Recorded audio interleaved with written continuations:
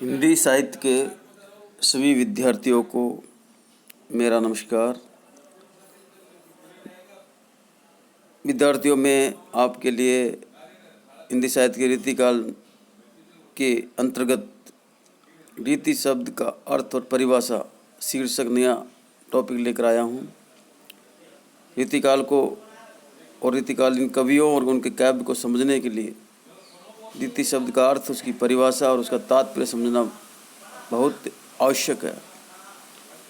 ये वीडियो उन सभी विद्यार्थियों के लिए उपयोगी एवं ज्ञानवर्धक होगा जो बीए, एमए, नेट, सेट, द्वितीय श्रेणी अध्यापक, स्कूल व्याख्याता और कॉलेज व्याख्याता की तैयारी कर रहे हैं। तो विद्यार्थियों, रीति शब्द का अर्थ और उसकी परिभाषा को जानते हैं। सबसे पहले उसके अर्थ के बारे में विवेचन एवं विश्लेषण करते हैं।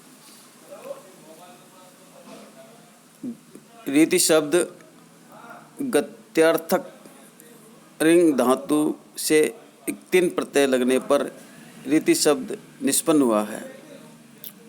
इसका अर्थ है मार्ग या पद्धति। शाब्दिक दृष्टि से रीति का अर्थ है शैली, परंपरा, प्रणाली या पद्धति। हिंदी में रीति परंपरा संस्कृत साहित्य से आई। रीति शब्द की प्रयोक्ता संस्कृत आचार्य वामन है। आचार्य वामन ने रीति को व्यापक भूमिका पर प्रस्तुत किया। आचार्य वामन का रीति विवेचन एवं विश्लेषण अपने कलेवर में अन्य सिद्धांतों को समेटकर चलता है। रीति शब्द की परिभाषा आचार्य वामन ने अपने सुप्रसिद्ध ग्रंथ काव्यालंकार में रीति को काव्य की आत्मा कहा है। आचार्य वामन ने रीति की परिभाषा इस प्रकार दी है: रीतिरात्मा काव्यस्य, अर्थात रीति ही काव्य की आत्मा है। वामन ने रीति को काव्य की आत्मा कहकर उसके प्रणय स्वरूप की विवेचना की है। इस स्वरूप में विशिष्ट पद रचना से लेकर विशेषो गुणात्मा तक की स्थिति का समाहार कर लिया गया है। संस्कृत साहित्य में रीति को विशिष्ट पद रचना माना गया है। यह विशिष्टता गुणों पर आधारित है या आश्रित है, जैसा कि रीति सिद्धांत के प्रवर्तक आचार्य वामन का मत है। आचार्य कुंतक ने रीति को मार्ग कहा है, जिसका मूल आधार कवि स्वभाव है। आचार्य विश्वनाथ ने रीति को रस का उपकार करने वाली कहा है। उन्होंने इसे शैली के रूप में ग्रहण किया है, जिसका आधार वर्ण संगठन, गुण और समास है। आनंदवर्धन ने रीति को पद संगठना और रास सेखरने से वचन विन्यास क्रम तथा आचार्य मम्मट ने नियत वर्णों के व्यापार की रीति कहा है।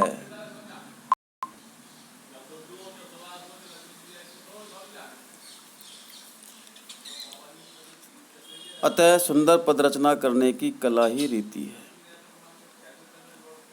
ऐसी स्थिति में केवल वामनाचार्य का कथन ही विशिष्ट प्रतीत होता है। आचार्य वामन और रीति। आचार्य वामन ने रीति को काव्य की आत्मा कहा है। इसे काव्यात्मा प्रमाणित करने के लिए उन्होंने पद रचना की।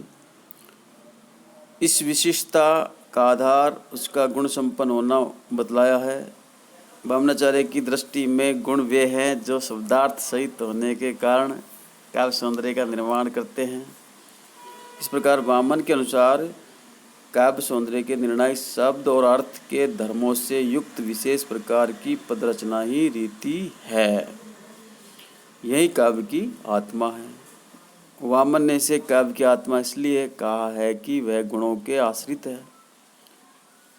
गुण दो प्रकार के होते हैं: शब्द गुण और अर्थ गुण। शब्द गुणों का आधार प्राय सभी वर्ण योजना, पदबंध या शब्दबंध का चमत्कार है, और अर्थ गुणों का आधार अर्थ सौंदर्य है। हिंदी साहित्य में रीति। हिंदी साहित्य में रीति शब्द का प्रयोग प्राय शैली या मार्ग के विशिष्ट रूप और व्यापक अर्थ में किया है। हिंदी साहित्य के इतिकाल में इसी प्रकार के ग्रंथों की बहुलता रही है, जिनमें न केवल रीति को काव्य की आत्मा माना गया है, अपितु काव्य लक्षण प्रस्तुत करने का भी प्रयास किया गया है।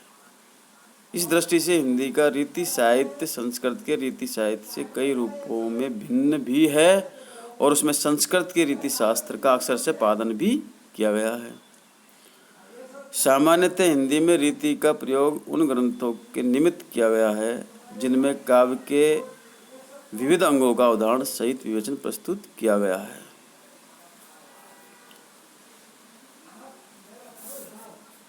निष्कर्ष संक्षेप में कहा जा सकता है कि वह काव्य जो रस, गुण, अलंकार, ध्वनि, वक्रोक्ति, नायिका, भेद आदि की शास्त्रीय प्रणाली के आधार पर लिखा गया है, रीति काव्य है।